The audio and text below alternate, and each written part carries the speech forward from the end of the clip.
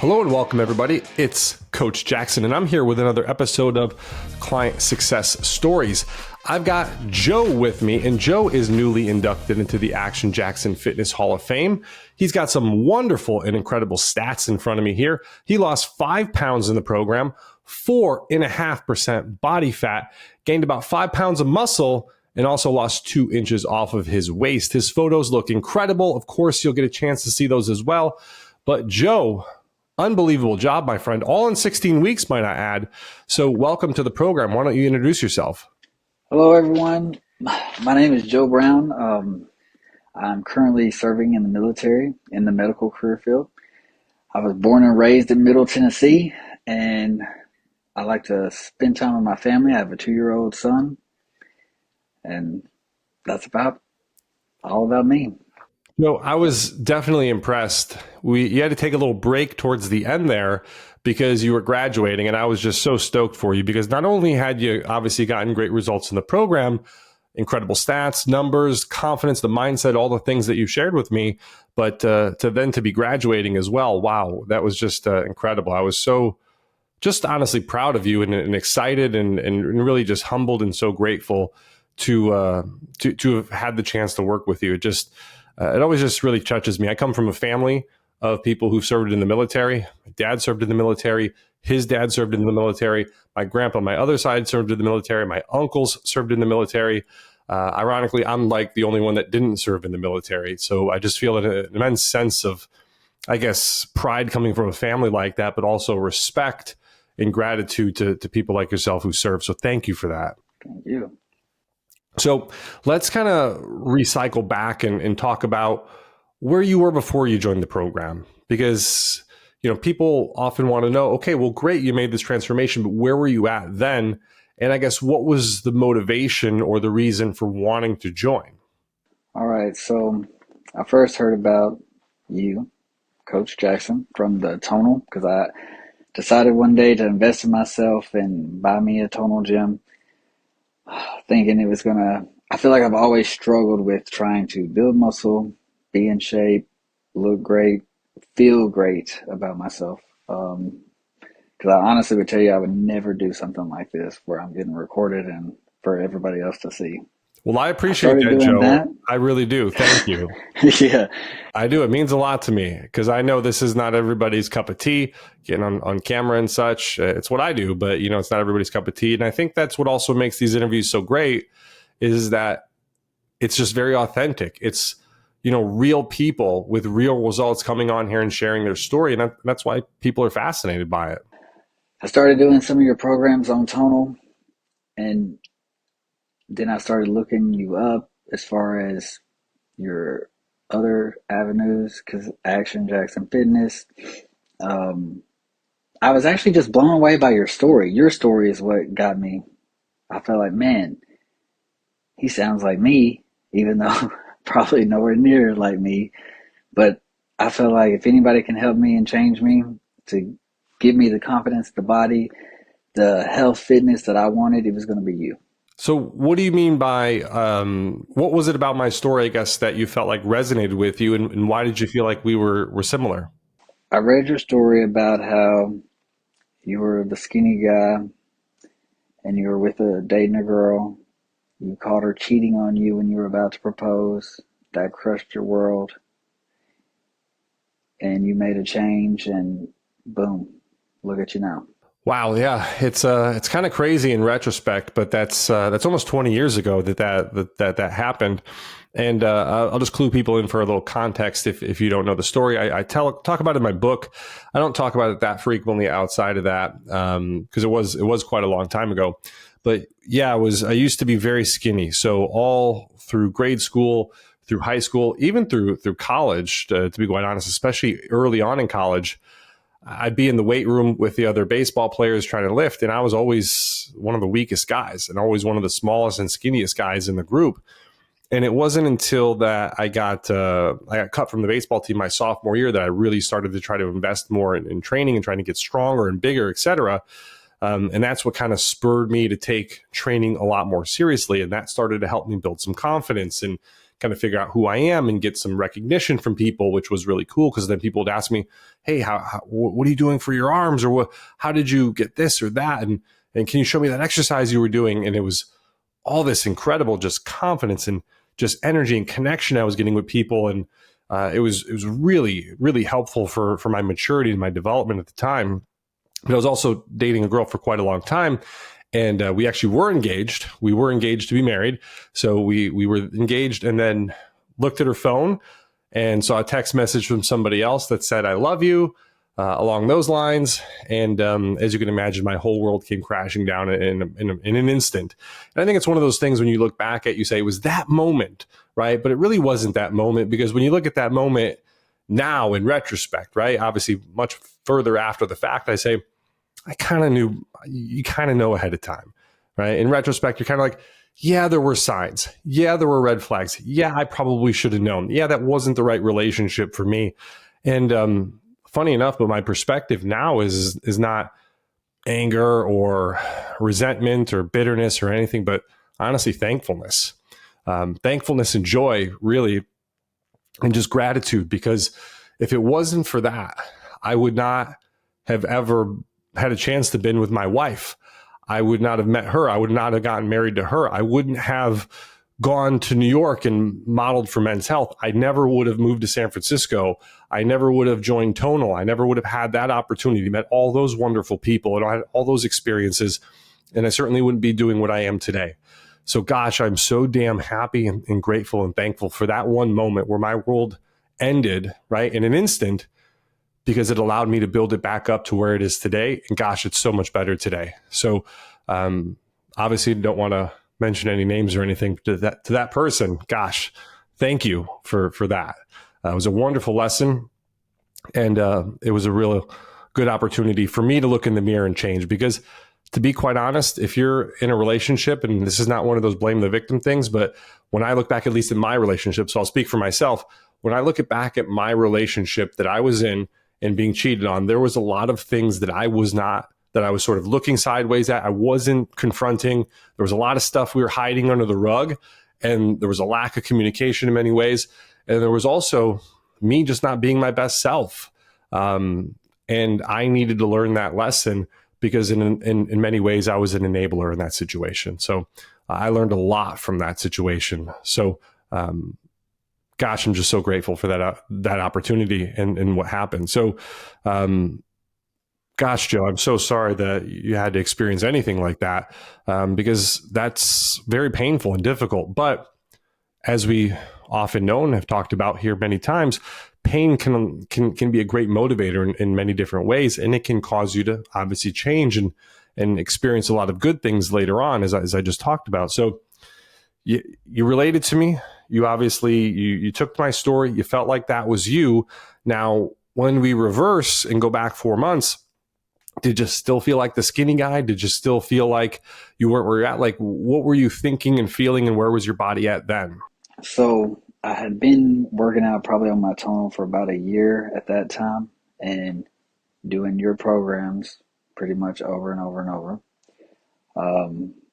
I did start to see some changes. I had put on some weight, so I wasn't necessarily the skinny guy anymore, but I wasn't the guy I wanted to be, if that makes sense. Like, so I knew I was doing something wrong, and so that's kind of when I took action, reached out, and look at us here today. Yeah. So was there a moment or an instant, kind of like we talked about, the moment where I picked up the phone and saw the thing? Was there a moment for you where it was like, all of a sudden you're like, hey, I need to get help and look into this? Or was it just sort of a slow kind of grind to, like, taking a little bit, looking into something and just thinking about it, and then finally getting to a point where you said, hey, I need to do something? I guess, like, was there a straw that broke the camel's back sort of situation? I honestly think it was just continuously trying to get better and not seeing what I wanted to see made me just keep reach back. Like, hey, I need you to help me. I'm over here, please. So what was the gap between where you were and where you wanted to be, right? So you saw some initial results, but then felt like they started to kind of like slow down, and like, where was the gap at? So you're looking at yourself in the mirror or you're getting on the scale or whatever, like what was the dissonance between where you're at and where you wanted to be? So the gap would be I was bigger, so I didn't feel like I was necessarily the skinny guy, but I didn't look muscle either, if that makes sense. I just didn't have, I mean, yeah, I felt like my pants were bigger waist size, because I've always been like, before starting this, like a 28-inch waist. Ugh, that's embarrassing to even say. And then, just that small guy, I don't know. And then, but doing this, I felt like your programs, just the ones that were on Tonal, I felt like they were doing something right because I was able to at least get bigger, just not bigger in the way I wanted to be. Yeah, yeah. So what we kind of did is just to give people some context and understanding is, so you're working out, you're doing some stuff, and that's kind of what we call hard work, which is important. Hard work is a foundation, and it is very important to have success in just about anything. But that's only going to take you so far. And working hard and working out regularly and consistently is, again, you can make a lot of progress with that. But at some point, you're going to begin to plateau. And then what you need to do is you need to combine that, right, with a little bit more of a strategic and intentional plan, leveraging progressive overload. And once you get that training dialed in, you now need to pair that and make sure it complements your nutrition plan really well. And if you get those two things kind of merged together like puzzle pieces, now you're going to be off to the races, and you can see some real exponential growth and incredible progress. And that's what we did. And then we take it even a step further and we add on a little bit with mindset. And that's kind of like throwing gas on a fire that's already raging. And then we now also include some accountability, support, and community to, again, really take things over the top and make sure that you can't fall backwards. And that's how we end up producing a really tremendous result over a pretty short period of time. So that's kind of what we ended up doing. Now, in the early stages of that program, you're getting into it. Workouts are a little bit more challenging. They're a little bit more strategic.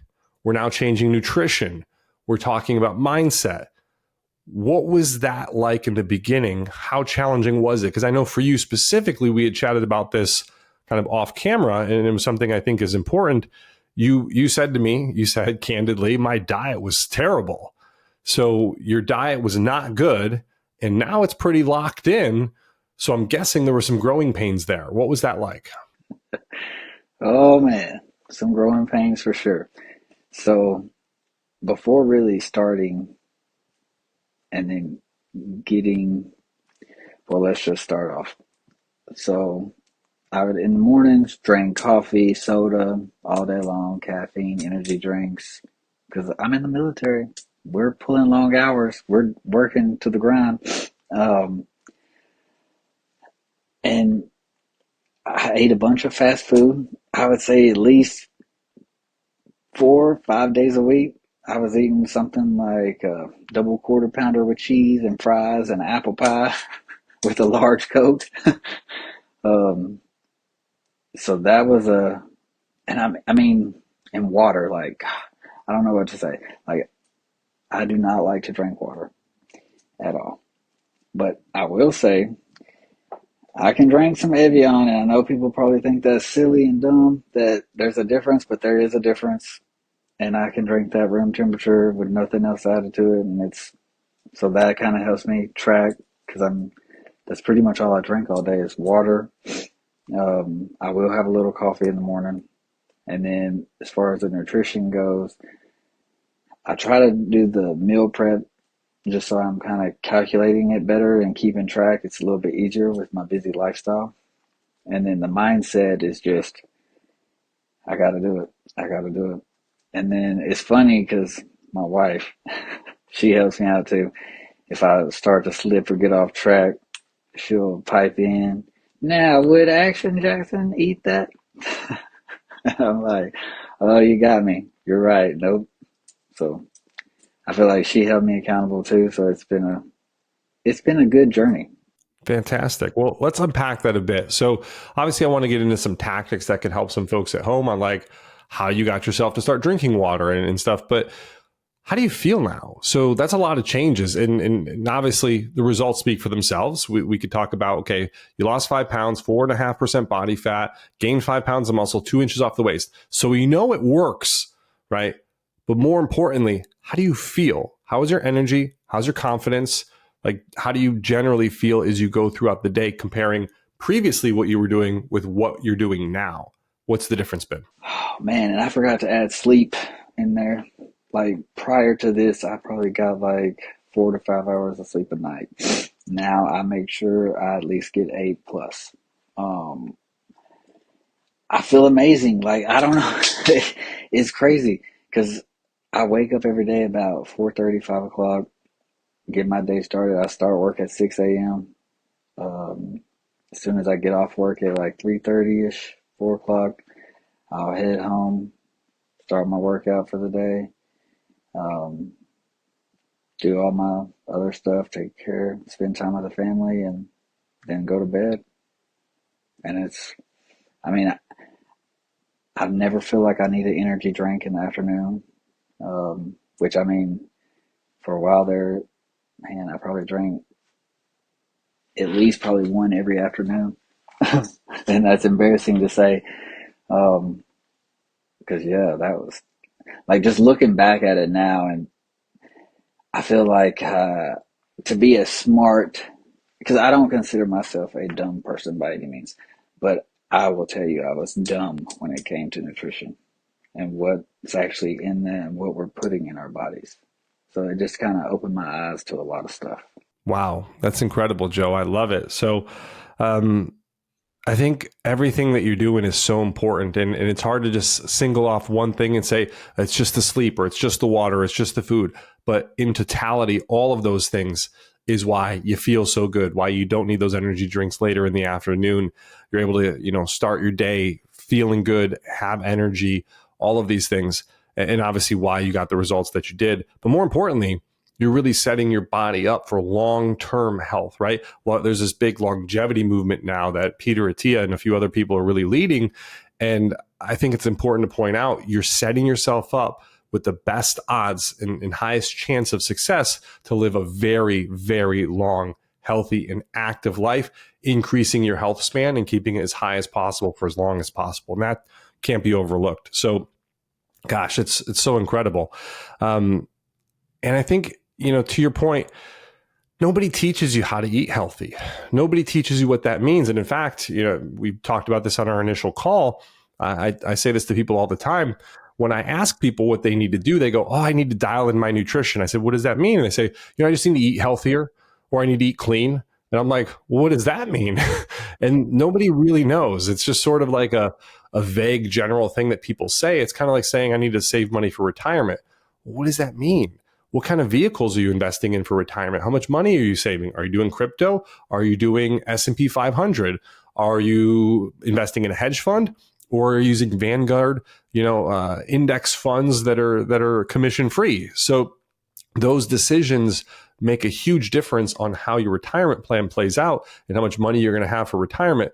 Similarly, your framework for your nutrition, how much water you're drinking, how many calories you're eating, what kinds of foods you're eating, the portion sizes, the macros, like how much protein you're getting, all of these things play a very important role. And if you don't have a framework set up for your nutrition, if you're just basing it on vague general terms like eat healthy or eat clean, you're not going to be successful because it's not specific enough, but it's also just vague, obtuse, and there's no real way to know if you're actually hitting the mark on that. Because again, it's not specific. So we need to get very specific and we need to get very detailed about that. And again, it doesn't mean you can never have another cheeseburger ever again in your life. It's just when you're eating primarily good, healthy foods that fuel your body, not only are you going to see success, of course, in weight loss and adding muscle and feeling better, et cetera, but you're giving your body the things that it needs long term to really perform at its best. So really important. Now, let's give folks at home a tactical thing.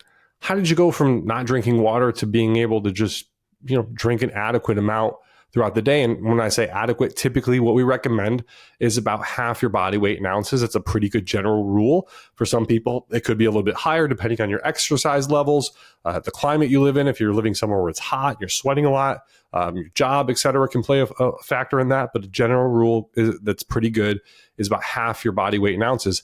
How are you able to go from not drinking water to be able to drinking water? To be to be completely honest, I think it's mainly because you told me that's what I needed to do. I trusted you, and I tasted a couple of different waters, and um, I really liked the Evian because it just I don't know. I want to say it almost reminds me of like comparing tequila. It just has a smooth taste to it. And I know that and people probably say, oh, that's all in your head. Well, if it's in my head, I don't care because I'm drinking water now, and I used to not drink it. Yeah, the placebo effect is very strong. And I think what you said right there is important. Having a trusted advisor, same thing with finances, having a trusted advisor that gives you a recommendation or advice or says, hey, this is really important. I think you need to check this out or try this. That's really important because if you don't trust the person and you don't kind of, whether it's look up to them or feel respect them or think that they can help you, you're probably not going to listen to them, right? Your neighbor can give you investing advice and it could be the exact same advice that Warren Buffett would give you. But if it's your neighbor and you're not aware that they have $1 billion in the bank, you're probably not going to take that advice to heart and you're probably not going to do it. But if you talk to Warren Buffett and you had a conversation with him, if you ran into him at the line at Starbucks or something and you had a conversation with him and he told you to do something, you would probably do that. If he was like, do this with your money, you would do it because he's Warren freaking Buffett. So yeah, having a trusted advisor, I think really plays an impactful role. And similarly, even with me, if I tell myself to do something, it's harder for me to execute on it than if I have a trusted advisor who tells me to do something. I'm more likely to do it because I trust that person. I have confidence in that person. And I also don't want to let that person down. And that really means a lot. So I think that's a really important thing is having somebody that you respect and again, look at as an expert who has your best interest in mind and who knows what you're trying to accomplish. Having that person kind of give you some advice or give you those strategies, it makes you more likely to execute on them. But the other thing you mentioned was that you tried a couple different options and you found one that you liked. And this is so important because people will often try like one thing and then fail at it and then try that one thing again and then fail at it. And then just either keep trying that and failing over and over again or giving up and saying it doesn't work. And I tried quote unquote everything, even though they only really tried one thing several times. But you didn't do that. You tried a couple of different things and you found what works. You asked yourself, what would make this easy? You tried a couple of different options that, oh, this is the one I like. Great. I'm going to stick with this one. It reminds me of a story. I worked with a woman who was, I can't remember if she was vegan or vegetarian. I think she was vegan. And she had to have plant-based protein.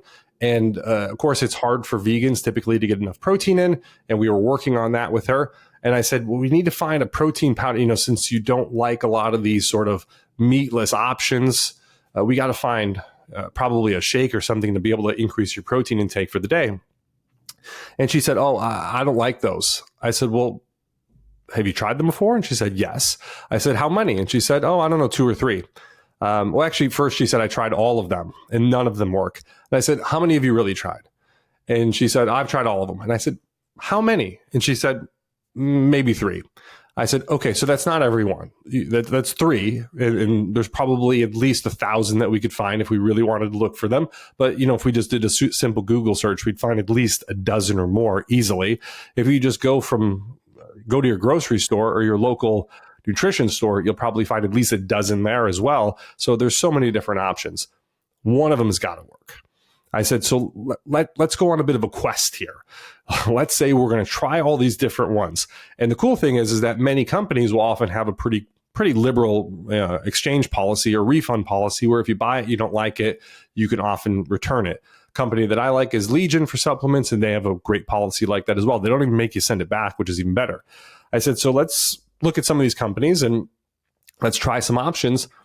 And let's just try to find one that works. I said, we might have to try 5 or even 10, but I'm going to go ahead and willing to bet that we're going to find one eventually and you're going to like it and it's going to then solve your problem forever. And I said, that's the way you have to look at it, is it's a little bit of upfront work now, but by finding a protein powder option that works, now you solve that problem potentially forever, unless that company goes out of business, right? Or there's something happens or changes. So I was like, you have to look at it that way. And she ended up trying, I think, 4 or 5 different ones. But of course, she found one that worked. And now she's like, perfect. Now she solved that problem forever. And she was able to hit her goals and have a lot of success, which was great. But it took her about 4 or 5 different options. And what's ironic is that the option she ended up liking, I think it was like the Trader Joe's plant protein. And that was the option that she first thought of, because she shopped at Trader Joe's quite frequently, but she thought, oh, I'm not going to like that one because it's the cheapest one. So she didn't want to buy it because it was the cheapest. And ironically, it was the one she liked the best when she finally circled back to it. So I love that you tried different options of waters and then found one that works.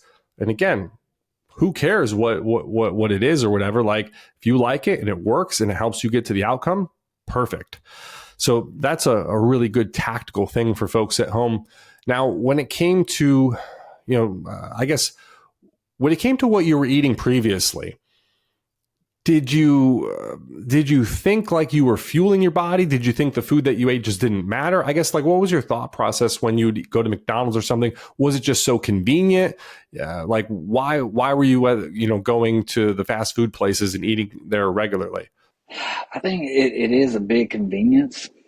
And then, I mean, it tasted good. So quick, easy, tastes good. Yeah. So I was just, but I mean, looking back now, it's kind of like, man, it's so bad for you in a sense, as far as just compared to if you act anything good, you're going to be spending time and putting effort into it. So I guess that's my new mindset with that. It's just, is McDonald's going to be good because it's quick and easy? No, because you didn't put any effort into it, and they're not putting any effort into making those sandwiches. They're just slapping them together. Yeah. And I mean, don't get me wrong, they taste good. I mean, for the most part, I honestly think I don't even know if I would like it now, if that makes sense, because I did try a Coke for the first time like a week ago, and it didn't even, like, I don't know, it didn't even taste right. Like, I don't feel like I'll ever drink that again. Like, I actually love this. Tasted nasty. It was so terrible. I was like, oh, I can't drink this. Like, and then I checked the expiration date, thinking maybe it's an old one or something. I don't know, but and no, it was current and fresh, but it was nasty. So Go. it's just funny. Like, I don't know. You think, oh, maybe one won't hurt, but it's not even that one won't hurt. It don't taste good. So why even do it? Wow. What you just said is so important, because a lot of people think that are out there eating, whether it's McDonald's or fast food or whatever they're eating right now, because it tastes, quote unquote, tastes good. And they think that if they eat healthy food, right, the stigma is it's not going to taste good and it's going to feel super restricted and I'm going to hate it. And all I'm going to do is have Cokes and McDonald's and stuff. And I'm going to feel restricted. But what you just said is important, because you just explained that you can change your taste buds, which is absolutely true. You can change how you taste food and the way it tastes to you. So if you're eating McDonald's now and it tastes great and you're like, oh my God, I love this, I couldn't imagine healthy food tasting good. Number one, that's a limiting belief and a horrible mindset. And you can absolutely find very healthy foods that are going to taste good. But also you have to give yourself a bit of a shot, because it might not taste good immediately when you go from eating McDonald's to eating something that's healthier. If you go from McDonald's, cheeseburger, fries, whatever, Coke, to then eating a chicken breast with some vegetables and some sweet potatoes, yes, immediately it's going to feel like a shock to the system. But with a little bit of time, and we're not talking years here, we're talking a few weeks, maybe months, with a little bit of time and effort, you can absolutely change your taste buds and start to enjoy that other meal just as much as you would, if not more, than what you were eating previously. And it's kind of reminds me of, like, I quit cupcakes, as you kind of know, I've talked about this privately. But I quit cupcakes for a year. And I remember when I had a cupcake after a year finally, and it wasn't like something I planned on doing. I just was like, hey, I want to stop, eating this so much. And it just so happened that I stopped for like a year. And then when I did have a cupcake again after like 13 months of not having one, I was like, oh my God, there's so much sugar in this. Like it doesn't even taste as good as I remember. And the same thing, if I go and happen to have, I don't know, McDonald's or something. I haven't eaten McDonald's in a long time. But if I ever do have those things, a lot of times I just don't feel good afterwards, or the taste itself is just like, whoa. Like if I ever have a regular, not a diet, but like a regular Coke, I'm just like, whoa, there's so much sugar in this. It doesn't even taste good to me anymore. And that's, again, because your taste buds can adapt and change over time. I think it's a really important mindset, an important point that you made. And for anybody out there who wants to make a change, your taste buds can change. You can begin to embrace and enjoy and actually love and crave healthy food. I was just in Napa for the weekend. I got home this morning. I was craving a kale salad. I couldn't wait to have a kale salad or some vegetables. I had like a protein shake for lunch, and I was like, oh my God, this is so good. I can't wait to eat some of my healthier foods today and kind of get back into that routine. Drinking water again. Like I got my water right here. Like I'm so excited for it because I know how good I feel when I have those things, but I also kind of miss them. I also kind of miss them when I go. As I like to say, I like traveling, but I love being home. So I think it's a really important point, Joe. So thank you for mentioning that. And even with the water, like I remember when I first started that, it had me in the bathroom all the time and waking up in the middle of the night having to go to the bathroom, and I was like ready to throw in the towel on that, thinking, oh, I don't need to drink this much water. But then I read, you kind of laid that out in there, saying give your body time to adjust. And within like a week and a half, we were good to go. So I listened, I kept with it. So just to throw that in there too. No, it's fantastic. And it's important because, again, to your point, there's going to be a little bit of like a roadblock or an obstacle. There's going to be a little bit of a barrier between getting to, from where you're at to getting to the outcome that you want. And it's just a matter of, can you go through, as, one of my old, kind of mentors, if you will, and inspirations used to say, Greg Plitt, who was in the military, by the way, he was an Army Ranger and one of the greatest fitness models of all time. Greg Plitt used to say, you have to walk through the mud to get to the higher ground. So can you walk through the mud to get to the higher ground? And it might take you a week, might take you 2 weeks, might take you a month, but can you do that? Because if you do, you will get to that point on the other side. And it's like, yeah, I have to pee a lot and this is kind of annoying, but can you make it a week? Because it's not going to take that long before your body adjusts, or you figure out the right schedule or the timing and you make those adjustments to, again, get to the outcomes that you want. So again, I think that's a really important point, is that our bodies will adjust. They adapt so well. They're adaptation machines. You just have to give it enough time to take effect. And most people, to your point, throw in the towel too early. And I think that's where they need to commit, double down their effort. And that's usually where, again, getting a plan or a strategy from a trusted advisor, an expert, a mentor, and then also somebody who is holding you accountable and maybe going to hold your feet to the fire, or somebody that you don't want to let down. Gosh, that's so important too, because that's going to require you to stick with it a little bit more. I've used this example, but I track my time for everything I do from a work perspective. And that was because I had a call with my business coaches at the time. I was paying a lot of money to work with. And he said, how much time does it take you to do, X, Y, and Z in your business? And I said, well, I think it's this, this, and this. And he said, well, where are you getting these numbers from? Are you just making them up, or do you have real data? And I said, well, I'm just kind of looking over my calendar and schedule, and just kind of, he goes, so you're making them up? He said, you're not tracking your time. I said, no, I'm not tracking my time. He said, okay, just wanted to be clear on that. Great. He said, he's like, I think you really should. I think the insights that you get are going to be very helpful, but it's more importantly going to help you with weekly planning. He's like, if you want to get good at planning your week and being more productive, you got to know roughly how much time things take. And also, if you want to get really good at strategy in your business and saying, where should I focus my time or my attention? or what should I delegate or maybe get some help with or try to find automations with, you got to, again, know how much time you're spending on something. Because if you're only spending, let's say, I don't know, 30 minutes on something, well, that's maybe not something you need to look at because it's pretty small in comparison. But if you're spending 3 hours on something, well, maybe that's what you need to really focus your time on, because if you can improve on 3 hours, well, there's a lot of room to improve there. And that's a big chunk of time.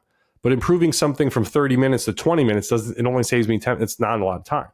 So it allows you to prioritize properly, but it also, again, allows you to make really good decisions about how to plan and how to kind of structure your week. So because I had a trusted advisor telling me that I should be doing something, I didn't want to let him down. And I was going to be having check-ins with him and he was going to ask about it again. I started doing it. It was very hard at first, very difficult to do. And I had to really force myself. But I just said to myself, okay, what makes this easy? Well, putting this on my tab and make sure it opens automatically in my Google Chrome, that's going to make it a little bit easier. Making sure it's right in front of me. It's a cue. It's right there. It's like a trigger. So now I see it every day. Okay, now it's kind of annoying. I have to remind myself. Sometimes I forget and I have to go back and start it again. But it took about maybe a week, 2 weeks, 3 weeks.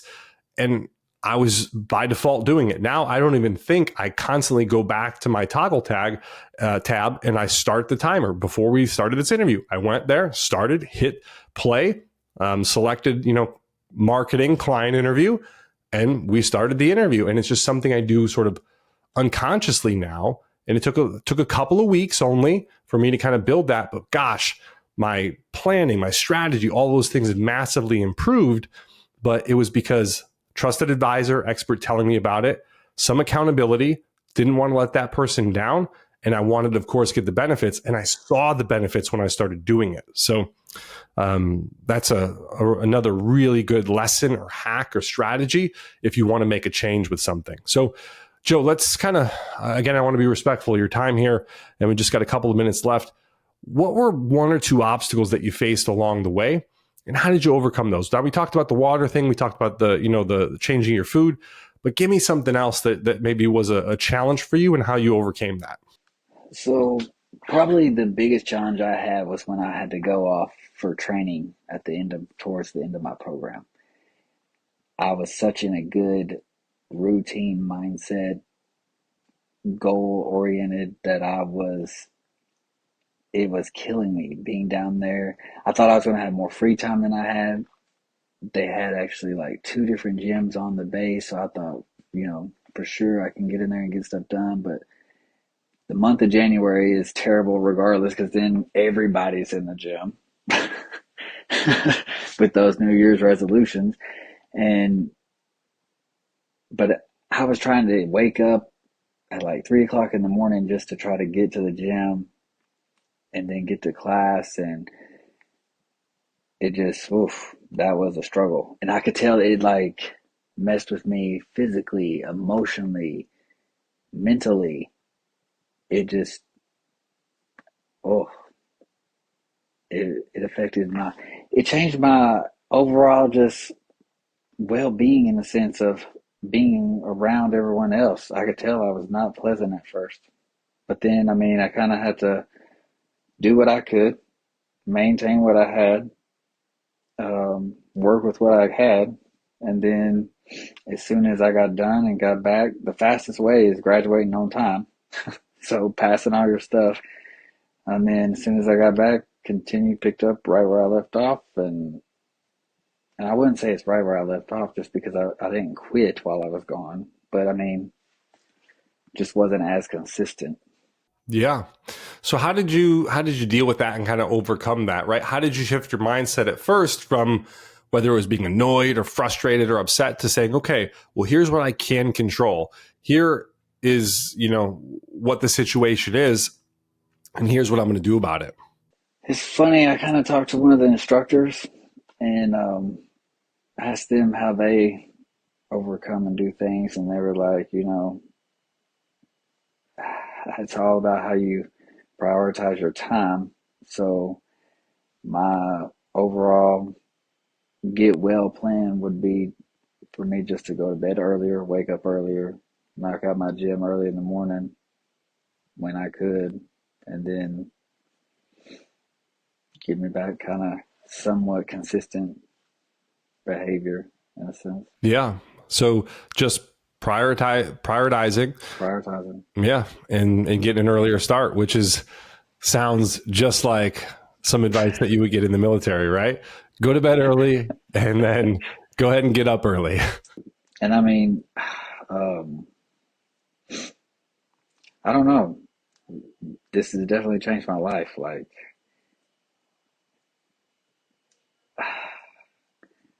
it's changed my confidence. It's changed everything. Like, I can look in the, because I kind of feel like before I never have been happy and or comfortable in my own skin, and now I feel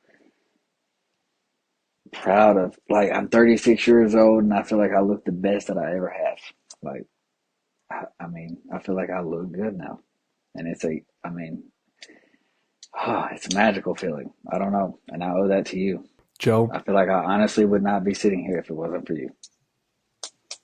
that means a lot, my friend, but you owe it to yourself because you put in the work, you did the workouts, you ate the food, you did all the stuff. And I'm so proud of you. And I'm really excited for the progress that you made. I can't thank you enough. It means so much to me that you trusted me, invested in yourself, joined the program, and put in so much work. So I really do appreciate you. Now, as we kind of come to a close here, any final last words of encouragement, advice, insights, breakthroughs, anything that you want to share with folks at home there? Yeah. So my last final words would be: you got to trust your coach. He's more than a coach. He is a mentor, a leader, a friend, and he's going to get you to your goals, and whatever they are, he's going to help you get there. And I feel like I'm living proof to anybody watching this because, I mean, even my arms, like, I feel like there's lines in them that I've never seen before. And I do want to share, before I get off here, I found a picture prior to working out, period. Yeah. And it's a little bit embarrassing, so I cut my head off on the one, Wow. and I took the other one today. So this picture is today. This was before I started working out with the Tonal and your Wow. programs. Unbelievable. Gosh, you look so good in that picture on the left. Muscles, jacked, delts, chest. Unbelievable. You look fantastic. And it's not even just, I have so many people come up and compliment me now. Like, it's unreal. Like, just Sunday, I was in the office and there was a bunch of people up front working, and I had to put on my service uniform, like the fancy one.